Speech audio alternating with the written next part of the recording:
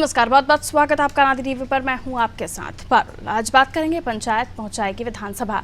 2024 के लोकसभा चुनाव में पीडीए यानी पिछड़ा दलित अल्पसंख्यक रणनीति की सफलता से उत्साहित सपा इसकी धार और तेज करने जा रही है।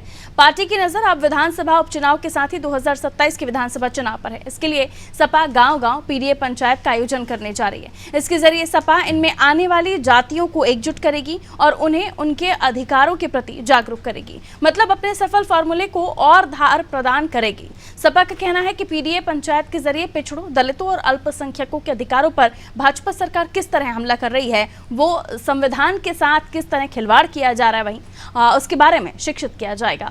संसद सत्र खत्म होने के बाद सपा सुप्रीमो अखिलेश यादव इस कार्यक्रम की विस्तृत रूपरेखा तय करेंगे। पार्टी इस पंचायत के जरिए अधिकतम गांव तक पहुंचने की कोशिश करेगी। आंकड़ों पर नजर डालिए तो सपा ने इस लोकसभा चुनाव में वोट प्रतिशत और सीटों के लिहाज से अब तक का सबसे बेहतरीन प्रदर्शन किया है। उसे 37 सीटों के साथ ही 33.59% वोट मिले। पार्टी अपने इस प्रदर्शन में पीडीए रणनीति का अहम योगदान मान रही है। पार्टी ने पिछड़ों में गैर यादव ओबीसी पर फोकस किया तो उसे अच्छे परिणाम मिल गए। लोकसभा चुनाव में 10 कुर्मी और पटेल नेताओं को टिकट दिया गया, जिसमें से 7 चुनाव जीते। निषाद, बिंद, जाट, राजभर, लोधी, भूमिहार, मौर्य, शाक्य, कुशवाहा जातियों पर भी सपा ने फोकस बढ़ाया और ये फॉर्मूला 2027 में विधानसभा चुनाव की जीत का रास्ता भी तैयार कर सकता है। ऐसे में देखने वाली बात यह होगी कि क्या अखिलेश यादव पीडीए के सहारे उपचुनाव और फिर विधानसभा चुनाव की अटर्नी पार कर पाएंगे और भाजपा अखिलेश के इस फॉर्मूले का क्या तोड़ निकालेगी। आज इसी पर हम चर्चा करने वाले हैं। कुछ राजनीतिक प्रतिक्रियाएं वो आपको सुनवा देते हैं। ये जो असंवैधानिक सरकार बनी है, जो संविधान की धज्जियां उड़ाना चाहती है, जो गांव गरीब किसान मजदूर नौजवान छात्र इनका हक छीनना चाहती है, वैसी सरकार को पिछड़े दलित आदिवासी आरक्षण खत्म करना चाहती है। ऐसी सरकार को हटाने के लिए पीडीए पंचायतें रुकेंगी नहीं जब तक देश से बीजेपी को हटा नहीं लेंगे। पीडीए पंचायत तो चली रही है, अब तो जनता लड़ रही है। जनता खुद ही पीडीए हो, पूरा पंचायत पीडीए मय हो गया है देश। ये अभी तो उत्तर प्रदेश हुआ था, माननीय अखिलेश यादव जी पूरे देश को पीडीए मय करेंगे और ये पीडीए चला के एनडीए को हटाने का काम देश में होगा। देखिए, काट की हांडी बार बार नहीं चढ़ती है। पीडीए के नाम पर जिस तरह से पिछड़ों को गोलबंद करने का प्रयास वो कर रहे थे, लेकिन सबने देखा है कि किस तरह से केवल एक ही परिवार के आप यादवों को टिकट देंगे। क्या उत्तर प्रदेश के बाकी यादव इस योग्य नहीं है कि उनको टिकट दिया जा सके? ये उत्तर प्रदेश की जनता इस जाति और मजहब के समीकरण को पहले भी तोड़ चुकी है और आगे भी तोड़ेगी। ये पीडीए का फार्मूला आने वाले चुनाव में सफल नहीं हो सकता। तो क्या पीडीए के सहारे उपचुनाव और फिर विधानसभा में जाएंगे अखिलेश यादव और जा भी रहे हैं, तो क्या उन्हें उतनी सफलता प्राप्त होगी जितनी लोकसभा चुनाव में मिल गई? उसके अलावा भारतीय जनता पार्टी क्या है उसके पास पीडीए की कार मिली? उन मेहमानों से जो हमारे साथ चर्चा में जुड़ रहे हैं, आगे उन्हीं से इस चर्चा को आगे बढ़ाएंगे। प्रशांत राठौर जी भारतीय जनता पार्टी से हमारे साथ जुड़ रहे हैं, स्वागत करती हूँ सर। अजीत विशाल जी कांग्रेस से हमारे साथ जुड़ रहे हैं, आपका भी स्वागत सर। विनय सिंह सपा से हमारे साथ बने हुए हैं, आपका भी स्वागत करती हूँ। और अलका सिंह जी हमारे साथ वरिष्ठ पत्रकार हैं, जुड़ी हुई हैं, उनसे हम और भी समझने की कोशिश करेंगे। सबसे पहले मैं लिए जा रही हूँ आपको सपा के पास। जाहिर है कि ये मुद्दा ऐसा है कि जिस पर अब चर्चाओं का दौर शुरू हो गया है, क्योंकि एक फार्मूला और उसने आपको नैया पार करा दी। जाहिर है विनय जी अब चर्चा इस बात की हो रही है कि क्या इसी सहारे आप इसलिए गांव-गांव भी जा रहे हैं, पंचायतें लगा रहे हैं और आपको लगता है कि आप विधानसभा और उपचुनाव तो जीत ही जाएंगे, जिस तरह का कॉन्फिडेंस सपा ही दिखा रहे हैं अपना? विनय जी देखिए मैं बताऊं पारुल जी, चुनाव तो होता ही है और सारी पार्टियां लड़ती हैं, लेकिन भारतीय समाजवादी पार्टी को जिस तरीके का जन समर्थन मिला है उसका ये कर्तव्य बनता है कि पीडीए के जितने लोग हैं, पिछड़ा दलित अल्पसंख्यक वंचित शोषित जितने लोग हैं जिसके ऊपर भारतीय जनता पार्टी का लगातार आक्रमण रहा है। आप देख रही होंगी जिस तरह से नौकरियों में ठेकेदारी प्रथा ले आकर के आरक्षण को समाप्त करने का प्रयास किया गया। इन सारी चीजों के खिलाफ समाजवादी पार्टी लड़ती रही है, मुखर होकर के लड़ती रही है और आज उसी का परिणाम है कि पीडीए कहीं ना कहीं उठ खड़ा हुआ है और उसके हक और अधिकार को बताने के लिए हम उनके बीच में जाएंगे कि भारतीय जनता पार्टी आपके हक और अधिकार को, संविधान को खत्म करके, संविधान को कमजोर करके किस तरीके से आपके हक और अधिकार को छीनना चाहती है और सारे लोगों को जागरूक किया जाएगा। और कई आने वाले चुनाव में जरूर समाजवादी पार्टी को इसका समर्थन मिलेगा, क्योंकि यह लड़ाई और इनके हक और अधिकार को सुनिश्चित करने का कार्य समाजवादी पार्टी का है और सरकार में आने के बाद उनके हक और अधिकार को, एक तो आप कह रहे हैं जागरूक करना, इस बार आप भी जागरूक हो गए क्योंकि अपने परिवार के अलावा और लोकसभा में किसी को यादव में से टिकट तो दिया नहीं आपने, जातियों पर फोकस किया है, आप भी जागरूक हुए हैं और जनता भी जागरूक हुई, उसे लगने लगा है कि आप बदल रहे हैं। अरुण जी, हाँ। ये सारी चीजें तो बहुत अजीब सी है कि पहले होगा कि केवल यादवों को टिकट देते हैं, जब नहीं दिया गया तो केवल परिवार लोग क्यों दिया गया। तो देखिए बीजेपी कह रही काट की हांडी बार बार नहीं चढ़ेगी आपकी। अरे तो इनकी काट की हांडी कितनी बार चढ़ी, अब की बार नहीं चढ़ी, उसका अनुभव उनके पास है ना। जो राम के सहारे, मर्यादा पुरुषोत्तम भगवान के राम के सहारे काट की हांडी बार बार चढ़ा रहे थे, वो अब की बार नहीं चढ़ी। एक चीज देखिए पारुल जी, आप मर्यादा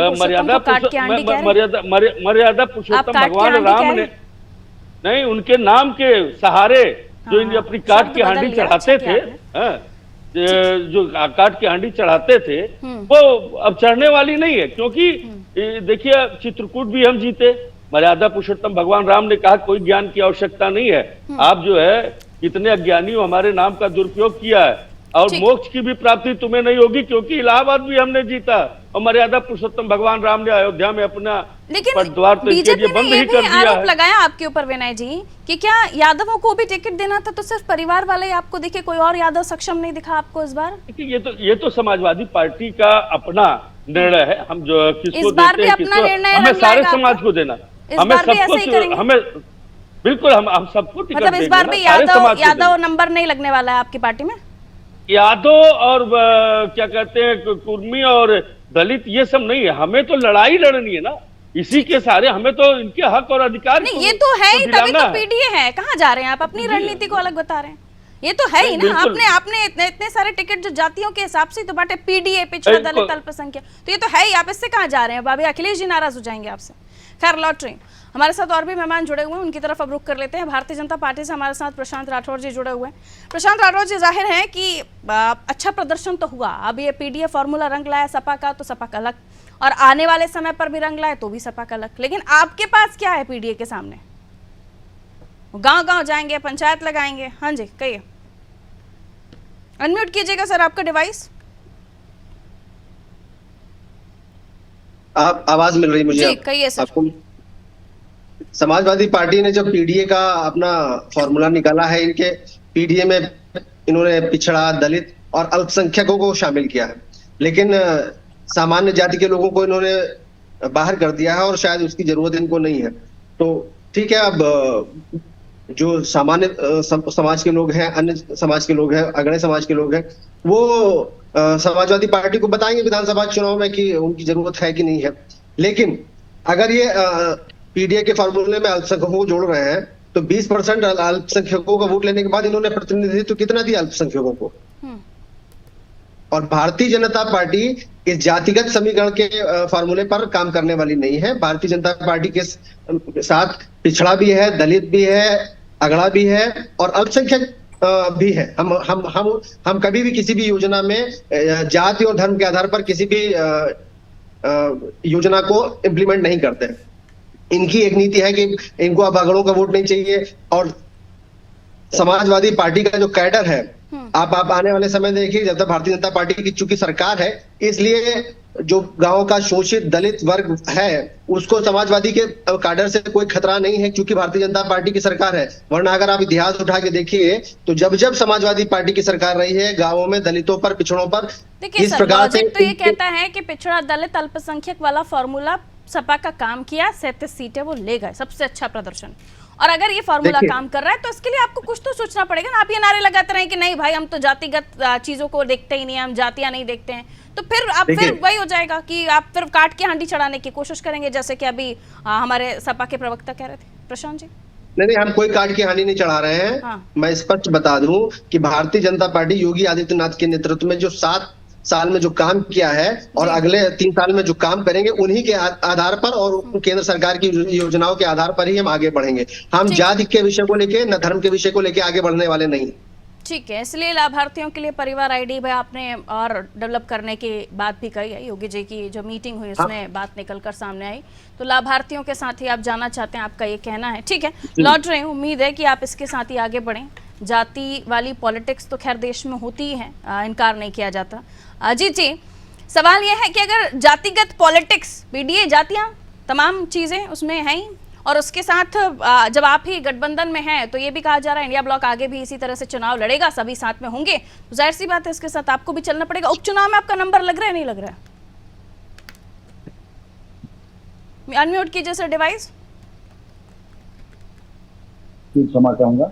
हाँ जी, मैं कह रहा हूं कि अब पूरा देश ने फैसला दे दिया है। ये लोकसभा चुनावों ने बहुत कुछ बता दिया है। भाजपा की हालत बिल्कुल पतली हो चुकी है। भाजपा के जितना भी शीर्ष नेतृत्व है, आज उसको अपनी हैसियत पता हो गई कि जिस आधार पे इन्होंने पूरे देश को बांटने का काम किया, पूरे देश को इन्होंने धर्म के नाम पे, अपनी हिंदू मुस्लिम की राजनीति के नाम पे जो भी इन्होंने करना चाहा, लेकिन देश की जनता अब जागरूक हो चुकी है। हर वर्ग पढ़ा लिखा है, उसने इनको आईना दिखाने का काम किया है कि हम आपकी बातों में नहीं आने वाले। और रही बात जो पीडीए की आप बात कर रही हैं, पिछड़ा दलित अल्पसंख्यक, मैं अखिलेश जी से कई बार मिला और उन्होंने भरी सभाओं में कहा कि पिछड़ा दलित अगड़ा, अल्पसंख्यक के साथ अगड़ा भी हमारे साथ है। अगर अगड़ा ना होता तो क्या अगड़ों को समाजवादी पार्टी ने टिकट ना दिया होता और वो सांसद चुन के ना आए होते? तो ऐसी बात नहीं कि अगड़ा हमसे अलग है। पीडीए में सभी वर्ग के लोग हैं। नहीं, वो तो अखिलेश जी ने समझा दिया, वो तो अखिलेश जी ने। आप मेरा सवाल सुनिए और मेरे सवाल को रिप्लाई कीजिए। विधानसभा उपचुनाव में आपका नंबर लग रहा है? बिल्कुल बिल्कुल नंबर लग रहा है। कितने टिकट पर बात हुई है? ये टिकट तो शीर्ष नेतृत्व ही बता सकता है। ये तो अभी बात ओपन नहीं हुई है, ये मैं तो नहीं बता सकता हूँ, ये आप खुद जानती हो। लेकिन हाँ, जहां तक मुझे भी जानकारी है, गठबंधन में ही पूरा बहुत अच्छे से चुनाव होगा और गठबंधन ही जितना भी उपचुनाव में सारी 10 की 10 सीट गठबंधन ही जीतने वाला है। पीडीए के साथ ही मतलब कांग्रेस भी आगे जाएगी। अब इंडिया ब्लॉक का जो कोर फॉर्मूला है वो पीडीए हो गया, इस पर सहमत अजीत जी? नहीं, वो तो राहुल गांधी जी पूरे देश में कह रहे हैं। एक लाइन पे बात ही नहीं कर रहे हैं आप। पीडीए के साथ भाई गठबंधन इंडिया ब्लॉक में है और इंडिया ब्लॉक को यूपी में पीडीए से सफलता मिली, तो कांग्रेस भी पीडीए पर जाएगी ना। राहुल जी तो कह रहे हैं जातिगत जनगणना होनी चाहिए, पूरे देश में चिल्ला चिल्ला के कह रहे हैं, तो इसका आधार तो उसी से जुड़ा हुआ है। जातिगत जनगणना और जातिगत जनगणना कोई अलग चीजें थोड़ा है। तो आप पीडीए के साथ नहीं है, फिर आपका फॉर्मूला अलग है, ऐसा बोल रहे हैं? अरे नहीं, आप बात तो नहीं समझ रही है। पीडीए और नहीं, मैं समझ रही हूँ, मेरे दर्शकों को समझाइए आप क्या कहना चाह रहे हैं। इंडिया ब्लॉक के साथ आप हैं, आगे उपचुनाव भी लड़ रहे हैं, सीटें भी आपको मिल रही हैं जैसा कि आपने बताया मुझे, तो पीडीए फॉर्मूले के साथ जा रही है सपा, आपको भी वहीं चलना पड़ेगा ना, तो है ना पीडीए के साथ? पीडीए कोर फॉर्मूला हुआ ना इंडिया ब्लॉक का यूपी में? नहीं, केवल एक फार्मूला थोड़ा, हमारा तो पूरा एक समावेशी। अरे तो ये तो ये है ना कोर फार्मूला, तो यही है ना, जीत तो इसी से मिली है ना। Parul ji, PDA is one part of all that game. आप ना ऐसे डिबेट को लेफ्ट राइट मत कीजिए, आप सीधा बताइए। एक और फॉर्मूला है ना, सपा को तो जीत इसी से मिली और आगे वो गांव-गांव पंचायत कर रहे हैं, आप हैं साथ? पंचायत करनी ये कोर फॉर्मूला है ना फिर इंडिया ब्लॉक का यूपी में।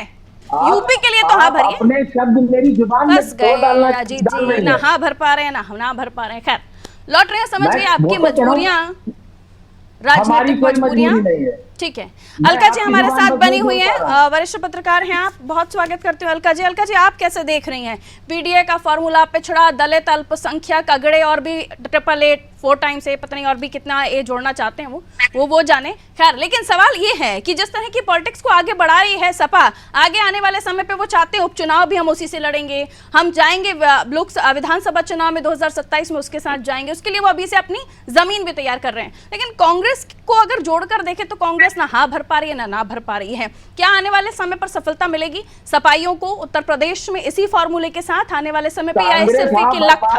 अरे प्रभु रुकिए, आप अजीत जी, अलका जी थोड़ी ना, आप रुक जाइए। अलका जी कहिए। आप गलत मैसेज दे रहे हैं। रुक जाइए सर, वो हम मैसेज जनता समझ रही है, जनता आपको भी सुन रही है और सवालों को भी सुन रही है, सब्र कीजिए सर। अलका जी कहिए। पारुल जी, बहुत बहुत धन्यवाद आपका, और एक बार सभी का मैं स्वागत करती हूँ इस डिबेट में।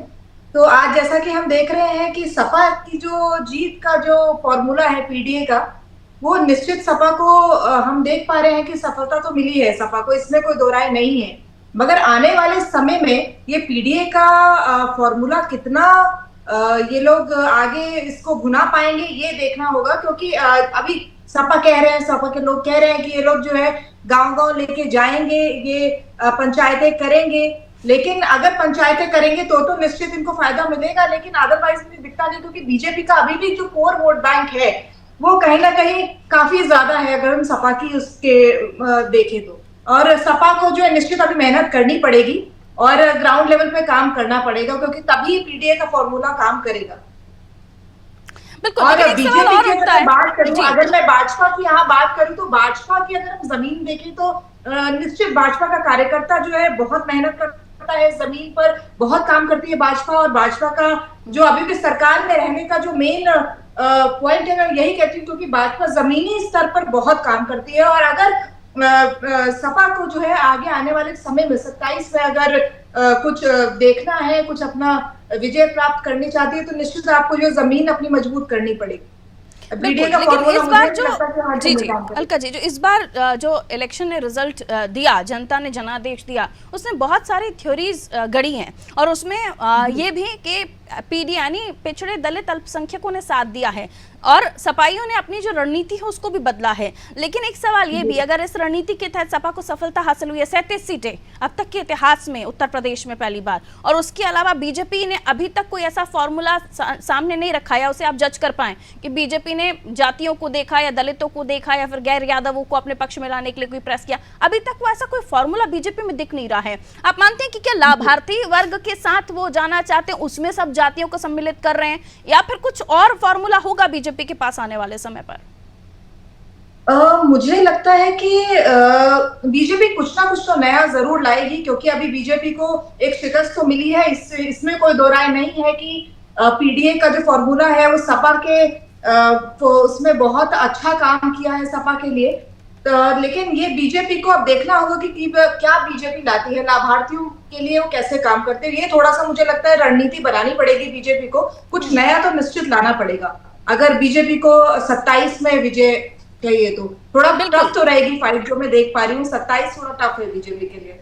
बिल्कुल, और अब कठिन डगर और भी इसलिए हो गए प्रशांत जी, क्योंकि पीडीए एक तरफ आपको परेशान करने के लिए है ही, दूसरी तरफ आजाद चंद्रशेखर भी आ गए हैं, एक से जीतकर उन्होंने ये बता ही दिया है कि उनकी एंट्री यूपी में हो गई है। वहीं और भी छोटे दल हैं, लेकिन बीएसपी जिसे आप इग्नोर नहीं कर सकते, उन्होंने दोबारा से कमर कस ली है आने वाले समय में। और अब तक ये कहा जाता था कि बीएसपी उपचुनाव में नहीं आती है, लेकिन बीएसपी भी उपचुनाव में अपना दखल रख रही है। जाहिर सी बात है कि कुछ तो बदलाव रणनीतियों में आपके भी होंगे, क्योंकि कहा तो यही जाता है कि बीजेपी हर बात से सबक लेती है, चाहे वो हार हो, जीत हो, या जीत के बाद भी हारी हुई सीटें हो। पारुल जी, अगर हम तुलना करें 2019 के कंपैरिजन में, तो इस बार भारतीय जनता पार्टी को 8% वोट कम मिला है पिछली बार की अपेक्षा, लगभग 7.5% कम, 42% वोट हमें मिला है इस लोकसभा चुनाव में 2024 के। अभी भी समाजवादी पार्टी को हमसे लगभग 9% वोट कम है हमारे भारतीय जनता पार्टी को मिले हुए वोट से। तो इसका एक जो कारण नैरेटिव इन्होंने चलाया झूठ का, उस नैरेटिव को हम जनता तक लेके जाएंगे कि किस प्रकार से समाजवादी पार्टी ने कोई विकास का मुद्दा न लड़के, भ्रष्टाचार के मुद्दे पर न लड़के। खुशी किस बात की मना रहे? वोट परसेंट आपका नीचे है इसलिए, सपा अभी भी नीचे है आपसे वोट परसेंट? नहीं, मैं खुशी नहीं मना रहा, मैं आपको फिगर बता रहा हूँ। मैं आपको फिगर बता रहा हूँ कि अभी भी समाजवादी पार्टी जिस अहंकार में है कि वो सीटें उसको भले ज्यादा मिल गई हैं, लेकिन भारतीय जनता पार्टी को वोट उनसे अभी 10%, लगभग 9% ज्यादा है। तो वो इस अहंकार में न रहे। एक नैरेटिव उन्होंने जो झूठ का चलाया उसमें उनको सफलता मिली, और वो नैरेटिव को हम जनता के बीच में लेके जाएंगे। बाकी जो 35 लाख करोड़ रुपए का निवेश उत्तर प्रदेश सरकार में, क्या मानती है पीडीए सपा के लिए सफल हुआ, या नैरेटिव जो उन्होंने गढ़े फिर संविधान आरक्षण को लेकर वो आपके वोट बैंक को ले गए? देखिए, मोदी जी के नेतृत्व में जो पिछले 10 सालों में काम हुआ उसका जनमत पूरे देश ने दिया है। उत्तर प्रदेश में जो सफलता इंडी गठबंधन को मिली, उस पर हम उसकी समीक्षा कर रहे हैं, उस पर मंथन कर रहे हैं, और उसका मुख्य कारण यही है कि बोल देते लाइन आ जाती है सामने कि अभी आपको मंथन करना है, चिंतन करना है, अभी इस रणनीति का कोई तोड़ नहीं है आपके पास। बिल्कुल रणनीति का तोड़ नहीं। मेरी बात तो सुन लीजिए आप। मैं ये कह रहा हूँ कि जो नैरेटिव गढ़ा इन्होंने और उस नैरेटिव में इनको सफलता मिली, उसको हम जनता तक लेके जाएंगे, और ये नैरेटिव बार बार नहीं चलने वाला है। ये एक बार चल चुका है। यूपी में ही अकेला क्यों आपको फ्लॉप शो साबित कर गया? बाकी राज्यों में क्या हो गया था? बाकी राज्यों में तो आप ठीक प्रदर्शन किए। उसी की हम समीक्षा कर रहे हैं, उसका हम चिंतन करेंगे। उसमें यहाँ कुछ और भी है ना जिसको आप नहीं ढूंढ पा रहे। रणनीतिक कमी रही है संगठन के स्तर पर, सरकार के स्तर पर, उसको हम दूर करेंगे। ठीक है अजीत जी, रणनीति बनाने का काम वो कर रहे हैं, लेकिन वो कह रहे हैं ओवर कॉन्फिडेंस में मत आइए, अभी भी हम आपसे आगे। नहीं, बिल्कुल ओवर कॉन्फिडेंस में नहीं है हम।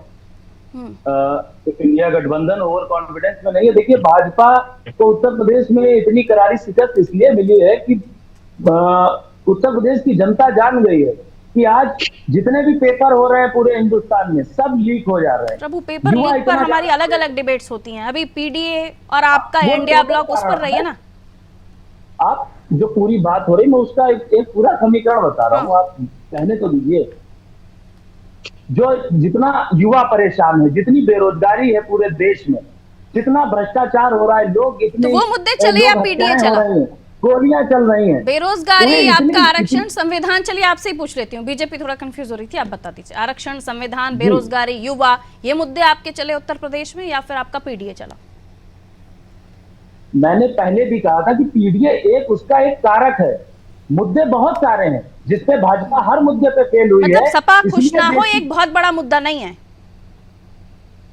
पीडीए हमारा मुद्दा है, लेकिन पीडीए के अतिरिक्त भी बहुत से मुद्दे तो सपा बहुत ज्यादा ओवर कॉन्फिडेंस में है ना। पंचायत जा रही है तो अच्छा आईना दिखा रहे हैं आप। विनय जी, आप जवाब दीजिए। पंचायत भाई पार्टी है, सिर्फ वही अकेली बात नहीं है, कुछ और भी काम करने की जरूरत है। गांव गांव पंचायत जाइए, लेकिन जो कांग्रेस कह रही है कि सिर्फ वही आपका पीडीए नहीं था जो आपको जीत दिला के, राहुल जी की भी मेहनत थी, नौकरी, बेरोजगारी, तमाम मुद्दों को उन्होंने भी उठाया। थोड़ा क्रेडिट तो देना चाहिए। मैं अपनी बात को वहीं से शुरू करूंगा जहां से आपने खत्म किया। माननीय राष्ट्रीय अध्यक्ष जी से हम लोग ऐसा नहीं है कि नाराज हो जाएंगे, ना उस डर को आपको देखना चाहिए, बीजेपी ना नाराज हो जाए, पहली चीज। दूसरी चीज, आज जो पीडीए है, उनके पास कुछ नहीं है बताने को, उनके पास कुछ नहीं है, तो नाराज तो उनको होना ही है। उनको छोड़िए, आप बताइए अपनी बात।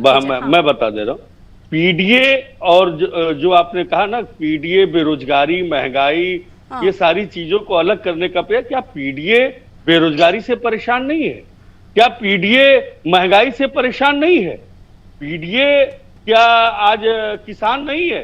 ये सारी चीजों की मार सबके पूरे देश के ऊपर पड़ रही है, तो पीडीए उससे कहां अलग हो सकता? लेकिन कांग्रेस को ये बात हजम क्यों नहीं हो रही है कि आपका पीडीए हिट फार्मूला था? वो क्या ही नहीं पा रहे हैं। वो कह रहे वो तो है, लेकिन हम जिस मुद्दे पर लेकर चले वो भी है। पीडीए का मतलब है कि संविधान को बचाना। पिछड़ा, दलित, अल्पसंख्यक, शोषित, वंचित, दलित जितने समाज हैं, जो इनके अधिकारों का हनन किया जा रहा है, भारतीय जनता पार्टी। एक परिभाषा करने की जरूरत है, क्योंकि आप गठबंधन में रहकर पीडीए की परिभाषा अलग बताने लगते हैं, फिर वो कहते हैं नहीं, संविधान आरक्षण वाला मुद्दा भी तो हमने उठाया था, वो भी थोड़ा सा जगह बना गया अपनी। संविधान जो है कहीं अलग नहीं है, पीडीए कहीं अलग नहीं है। कहीं न कहीं संविधान के ही द्वारा पीडीए को जो अधिकार और हक उनका मिला हुआ है, तो है, वो पीडीए को हिट फार्मूला नहीं मान रहे हैं, और आप पीडीए पंचायत लेकर जा रहे हैं। तो यही तो पूछ रही हूँ समझना नहीं चाह रही हैं। अलका जी, नहीं है, आप अपनी बात कहलाना फंसाने नहीं, मैं समझना क्या चाह रही हूँ, दर्शक को समझना है सर, तो क्लियर आप लोगों को रखना चाहिए ना। यस और नो वाली बात कीजिए ना, आप क्लियर नहीं कर पा रहे हैं। ठीक है, अलका जी को ले आती हूँ, समय थोड़ा सा कम है मेरे पास। पारुल जी, पूरी बात तो हो जाने दीजिए। दो दल हैं, आप एक आत्मा होने की कोशिश कर रहे हैं, जो राजनीति में मुमकिन नहीं है। प्रभु पारुल जी, अलका जी पूरी बात को खत्म हो जाने दीजिए। ठीक है, 10 सेकंड में खत्म कीजिए विनय जी, 10 सेकंड बहुत कम। अभी अलका जी ने जो कहा है कि समाजवादी पार्टी को अभी जमीन पर काम करना पड़ेगा, उसके बाद कह रही है कि भारतीय जनता पार्टी को क्षति आने वाला, क्या कंफ्यूज वाली बात कर रही थी। आप नहीं, अभी उन्होंने दोनों बातें उन्होंने कहा कि भारतीय जनता पार्टी जमीन पे मजबूत है, तो वो कह रही है कि पूरे उससे नुकसान होगा।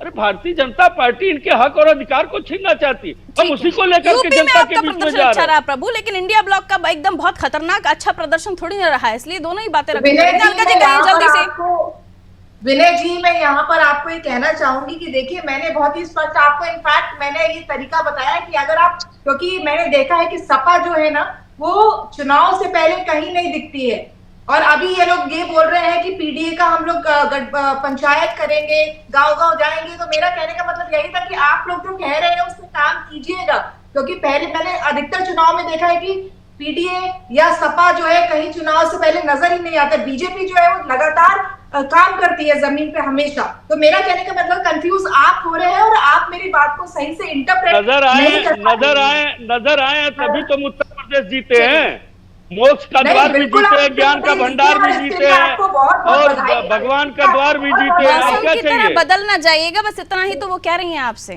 सदाबहार बने रहिएगा। तो आपको एक एडवाइस दे रही हूँ कि जो आप कह रहे हैं उस पे रहिएगा, काम चलिए, करिएगा। समय अब इतना ही इजाजत देता था। बहुत बहुत शुक्रिया आप सभी का हमारे साथ चर्चा में जुड़ने के लिए। उत्तर प्रदेश की हम बात कर रहे थे। पीडीए अब पंचायत लेकर जाने की तैयारी सपा ने कर ली है, लेकिन सपा को इससे कितना फायदा होने वाला है, दूसरे बाकी जो इंडिया ब्लॉक के दल हैं, खासतौर पर कांग्रेस उत्तर प्रदेश में उनके साथ इस फॉर्मूले के साथ कितना ज्यादा कनेक्ट करती है, क्योंकि कांग्रेस का कहना है कि उन्होंने तमाम मुद्दों को उठाया, उसका असर है। वहीं सपा का कहना है कि पीडीए का असर है, और बीजेपी के सामने बड़ी चुनौती कि पीडीए से भी फाइट करना है, क्योंकि अब तक उनकी जो रणनीति थी उत्तर प्रदेश में उस तरीके से शायद जनता ने पसंद नहीं की। लेकिन हाँ, अब आने वाले समय पर क्या बदलाव करेगी बीजेपी, अपने आप में कुछ और रणनीतियों को अपनाएगी, या फिर जो पीडीए है वो सक्सेस हो जाएगा, या फिर एक लक था जो काम कर गया पीडीए के साथ सपा का, आने वाले समय पर सपा को परेशान करेगा। बहुत सारे सवाल हैं, क्योंकि राजनीति है, राजनीति में कुछ भी मुमकिन है, और राजनेता हैं, ये भी पता नहीं कब क्या विचार कर जाए, कब क्या रणनीति बना जाए, कोई भरोसा नहीं है। रखिए अपना ख्याल, दीजिए मुझे इजाजत, नमस्कार।